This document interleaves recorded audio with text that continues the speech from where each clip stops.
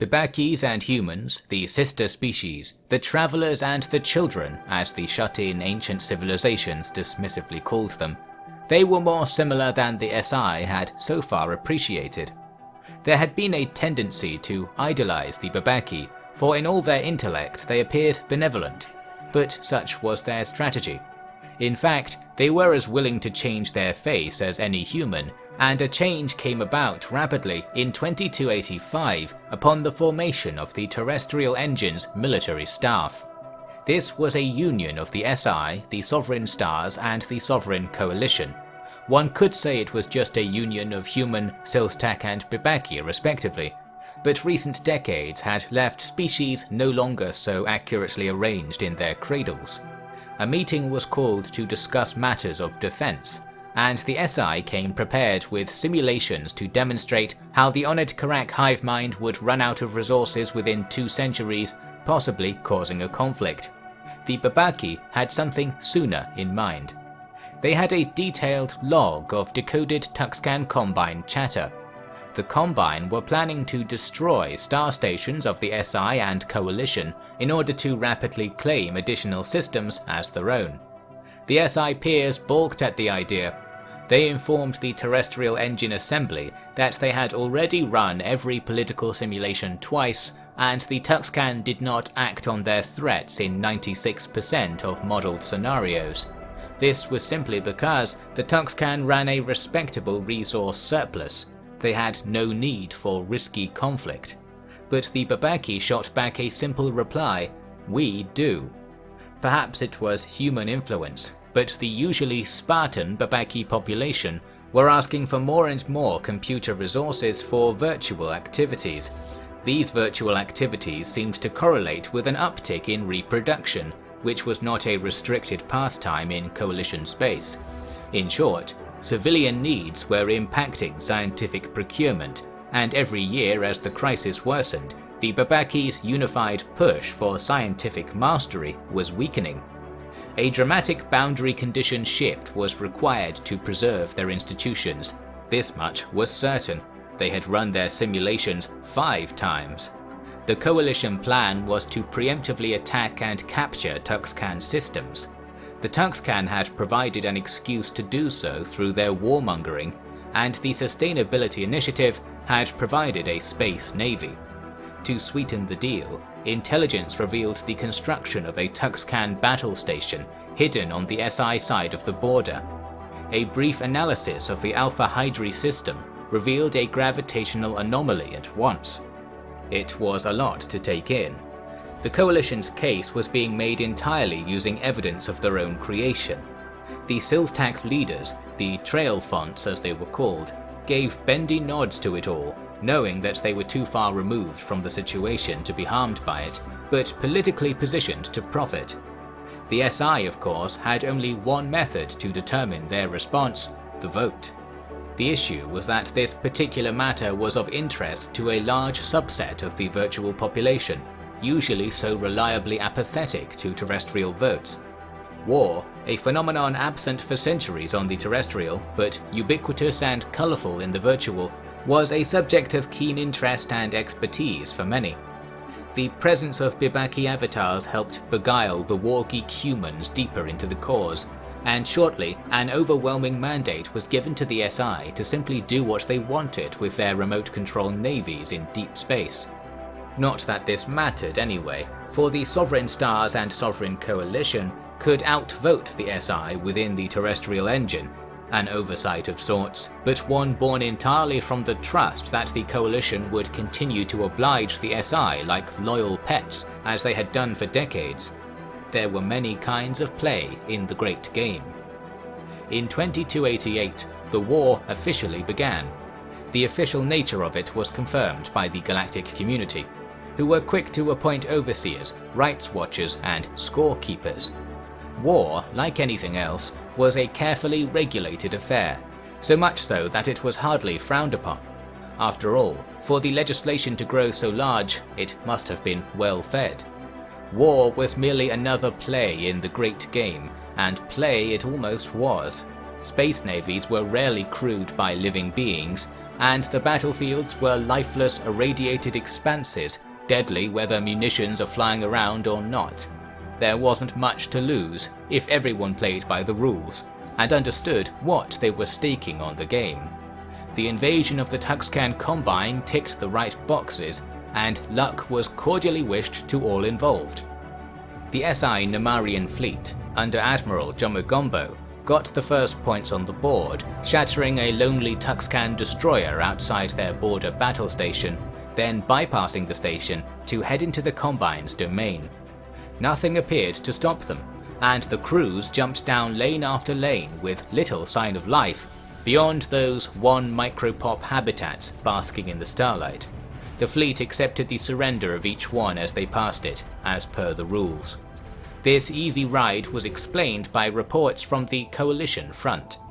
There was a single hyperlane linking Coalition and Combine space, and before it was assembled a joint SI Coalition navy.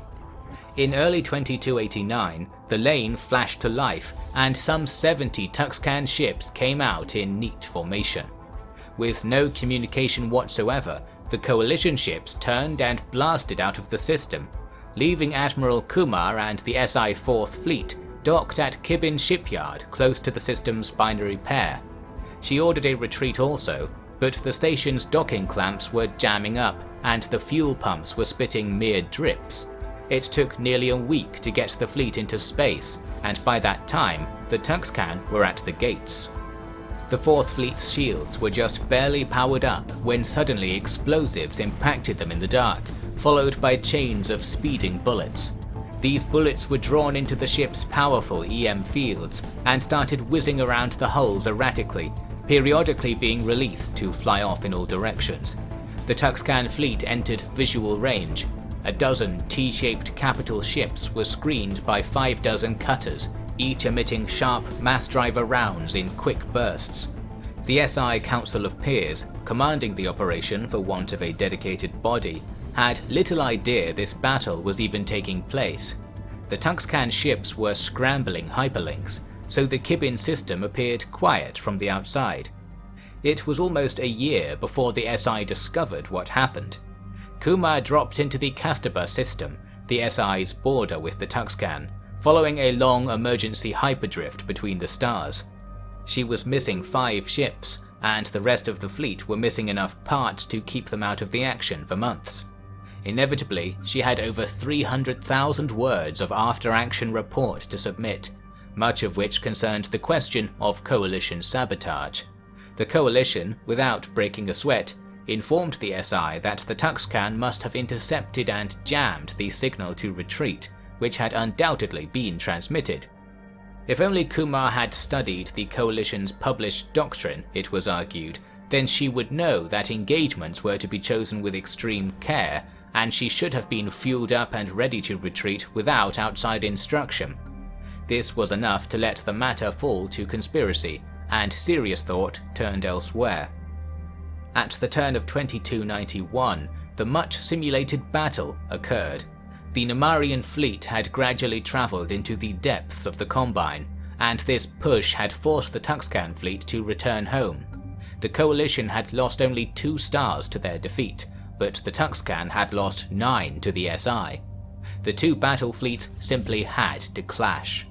There was a wave of excitement in the virtual when news from the Nemarian fleet suddenly cut off.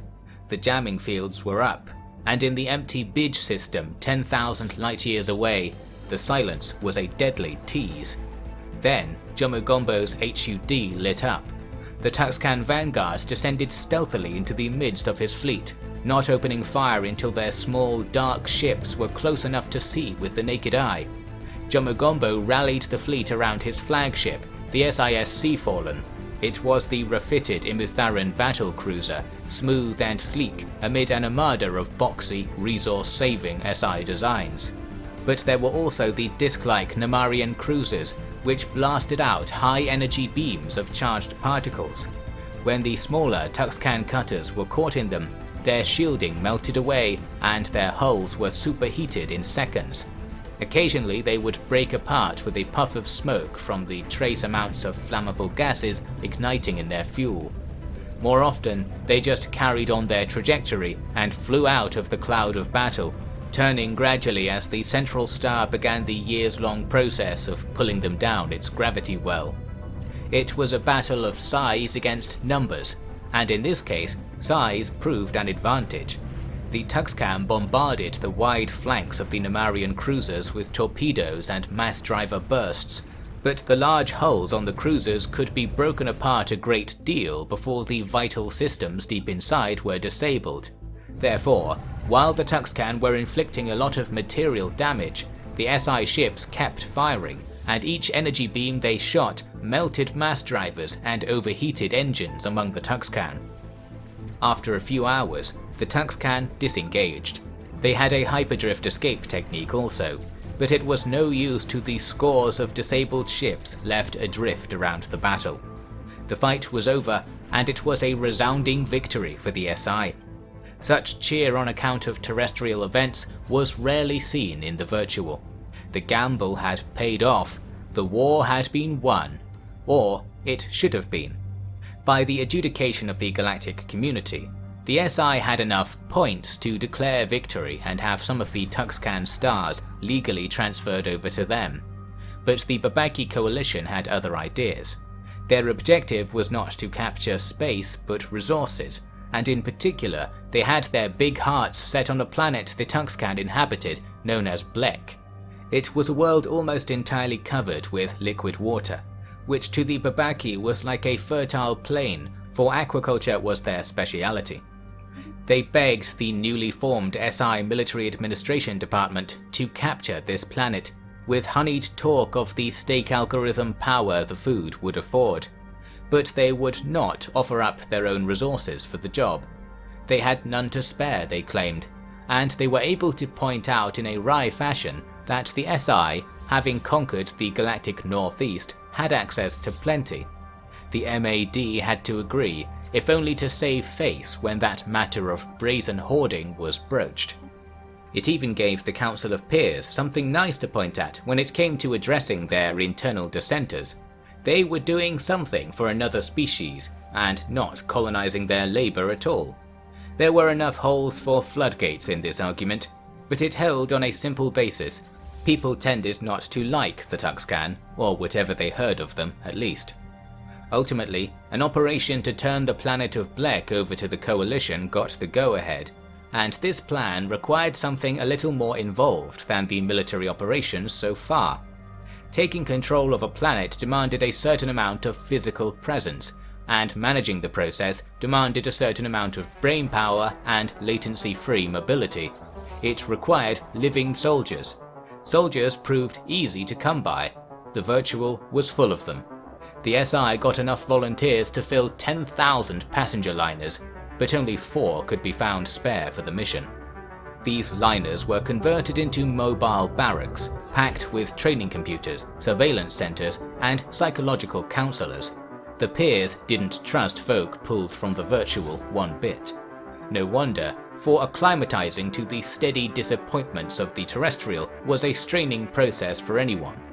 It was a prison, but one where special privileges were to be granted when the sentence was over. That was the trade the SI was making: experimental military service on an unknown angry planet, in exchange for all the reproductive rights one could ever use, and a special badge on their civic profile to denote their labours. More than worth it, many had imagined, but having to spend hours a day outside of the virtual to attend real-life training sessions and constant chemical therapy treatments was quite a hassle. It was a year-long trip to Blek from Earth, and as it went on, those precious hours in the virtual were cut away minute by minute. It was akin to a depressurization chamber, but for the mind.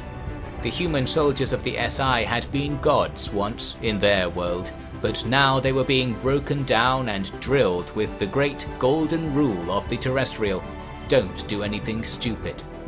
The final result was that the 4 liners entering orbit of Blek at the turn of 2294 were packed with angry, nihilistic humans, geared up with exoskeletons to simulate near weightlessness, and trained to react and move faster than a physical body could ever allow. These perfect soldiers were placed under the command of one Vabrik den Pathir, an Eurasian strategist who'd been league champion in all sorts of simulated conflicts years prior.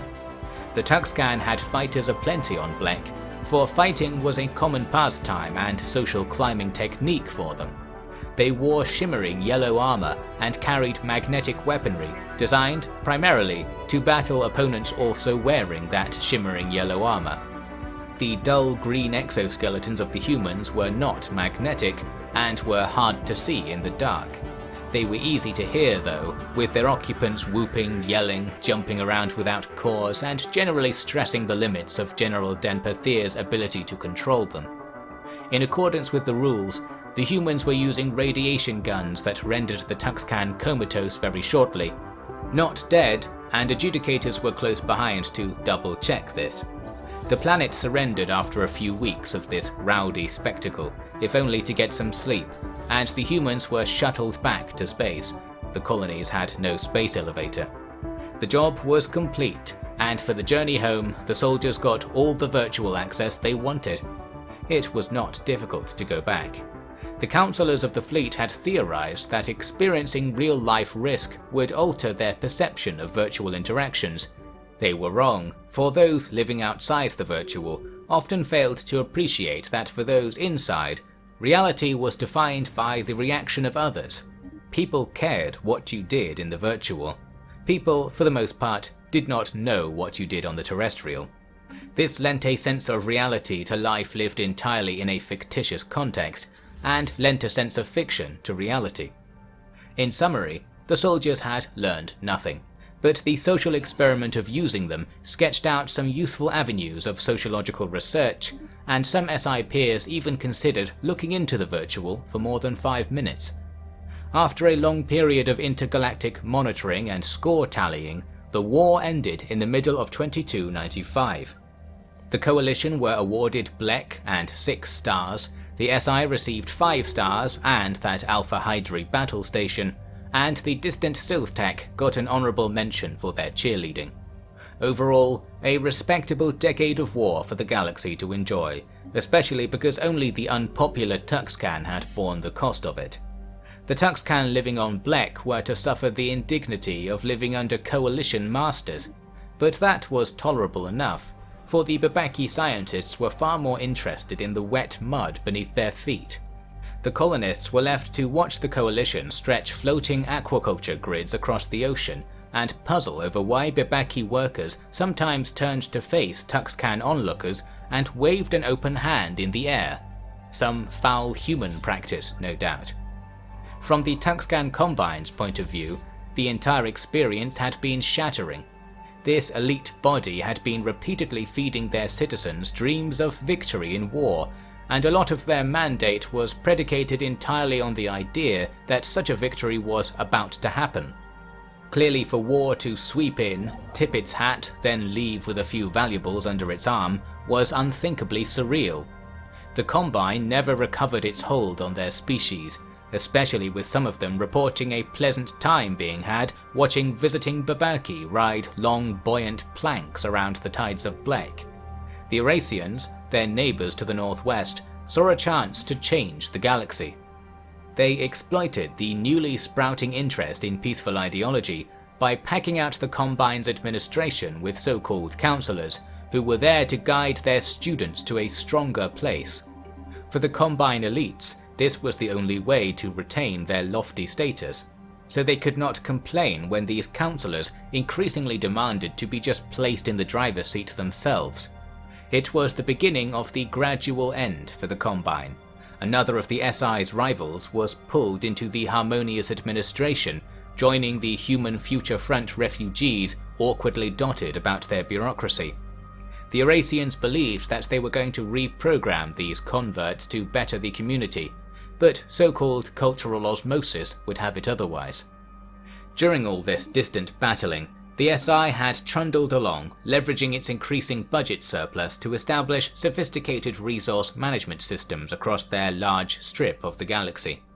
But aside from such exciting administrative developments as the floating quota, the hardcore among the peers had carried on with scientific analysis of the relics and databanks amassed over the century.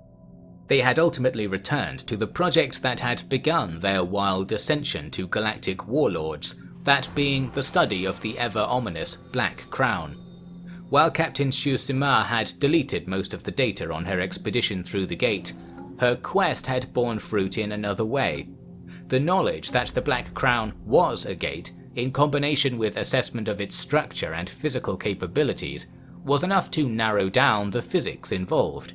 In other words, knowing that there does exist a theory that allows a certain set of devices to enable non-conventional space-time travel, all efforts could be focused on determining what that theory could possibly be. In the 2290s, it had been narrowed down to just a few options, and the leading among them got the go-ahead for the SI's most costly experiment yet. With an array of superstructural modifications, they believed they could activate the Black Crown again. In 2299, this work was completed, leading to a months-long build-up of energy, and then finally, a purple distortion appearing between the Crown's claws, just like that scene when Shu Sima had been sent through. It seemed that amid the comfortable formalities of new galactic civilization, there was one last adventure to be had.